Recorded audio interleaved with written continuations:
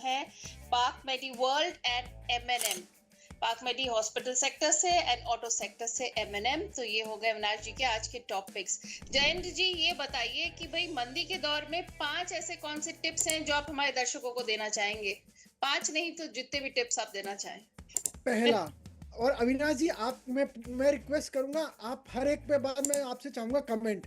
12% से अगर आप ऊपर किसी भी साल पे कोई उम्मीद लगा रहे हो स्टॉक मार्केट से, तो आप स्पेकुलेशन की तरफ जा रहे हो। 12% अगर आपको साल का मिल रहा है, बहुत खुश हो जाओ। अविनाश जी गलत बोल रहा हूँ, ये सही बोल रहा हूँ? नहीं नहीं, बिल्कुल जयंत जी। देखिए क्या है कि आजकल लोगों का जो एक्सपेक्टेशन है ना वो बहुत बढ़ गया है। उनको 12-13% से कोई लगाव नहीं है। वो सोचते हैं ये तो बहुत मामूली है, बट कैपिटल प्रोटेक्शन भी इम्पोर्टेंट है। तो ये डेफिनेटली अच्छी बात है। 12-14% अगर आप इक्विटी से कमाते हो तो एफडी के रिटर्न से तो कहीं ज्यादा है। नंबर 2, नेहा जी, सबसे नंबर 2 बहुत इंपॉर्टेंट है।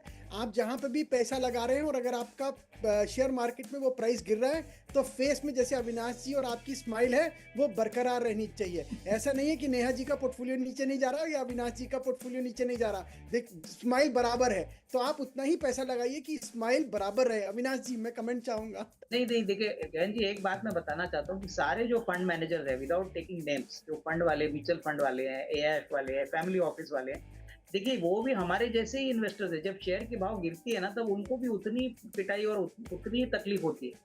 बट कहने का मतलब क्या है कि रिटेल आदमी इतना डर जाता है कि वो रातों रात अपना शेयर बेच देता है। बट जो बड़े इन्वेस्टर्स होते हैं, जिन्होंने बड़ा पैसा लगाया है, तो उनका माइंडसेट होता है कि वो थोड़ा सा दर्द भी एक्सपीरियंस करते हैं और चुपचाप बैठते हैं। तो कहीं ना कहीं आपको ये बात मान के चलनी पड़ेगी कि बाजार नहीं चल रहा है तो वो आपके मर्जी से नहीं चलेगा, तो आपको थोड़ा टाइम होल्ड करना है।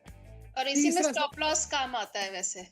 जी बिल्कुल। तीसरा बहुत इंपॉर्टेंट है, प्लीज अपनी एसआईपी चालू रखिए।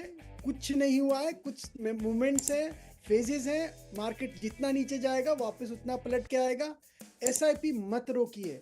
एसआईपी जितनी लगाते जा रहे हैं उतनी ही लगाते चले जाएं, उसमें कोई भी प्लस माइनस मत करिए। अविनाश जी? नहीं, बिल्कुल। देखिए एसआईपी तो एक ऐसी इंस्ट्रूमेंट है जो आपको लंबी अवधि के लिए वेल्थ क्रिएशन देगा, लेकिन हाँ, इसमें पेशेंस चाहिए, इसमें थोड़ा इंतजार आपको करना है। आज पैसा लगा के कल रिटर्न एक्सपेक्ट करना या 2 महीने में एक्सपेक्ट करना वो गलत है। तो कम से कम 3-5 साल का व्यू लेके काम करिए, और एसआईपी डेफिनेटली अपने लॉन्ग टर्म वेल्थ क्रिएशन के लिए चालू है। और last, Neha ji last point है, आप अविनाश जी की बात सुने, नेहा मैडम की बात सुने, मेरे बात सुने, लेकिन अपना होमवर्क बीच बीच में करते रहें। वो क्या है कि आप अपना एक बायस्ड ना होकर एक एजुकेटेड इन्वेस्टर बनिए। चीज़ों को समझिए। नहीं समझ में आ रहा है, ऐसे अच्छे अच्छे प्लेटफॉर्म है जहां प्रश्न पूछ सकते हैं। थोड़ा एजुकेशन अपने पोर्टफोलियो में लेके आइए। हर बार मत बोलिए कि अविनाश जी ने बोला कि ये भागेगा तो मैं, थोड़ा सा आप भी अपनी तरफ से स्टडी करिए। अविनाश जी पक्का स्टडी करते हैं, नेहा जी मैं पक्का स्टडी करता हूं। अविनाश जी इतने बड़े फंडामेंटल एक्सपर्ट है। मैं वही, मैंने हाथ जोड़ के मैंने बोला अगर वो पढ़ सकते हैं, आप पढ़ सकते हो, मैं पढ़ सकता हूं, तो एज एन इन्वेस्टर अगर अविनाश जी कुछ बात बोल रहे हैं तो आप उसको और ज्यादा, थोड़ा सा टी फॉर्म ऑफ लर्निंग, इतना सा सुना है उसको आप ज्यादा पढ़िए, टी फॉर्म ऑफ लर्निंग। तो आप उस लर्निंग प्रोसेस पे आ जाइए। अविनाश जी? नहीं, मेरे ख्याल से फाइनली मैं यही कहूंगा कि देखिए पैसा तो आपका हार्ड अर्न पैसा है, आपने मेहनत से कमाया है।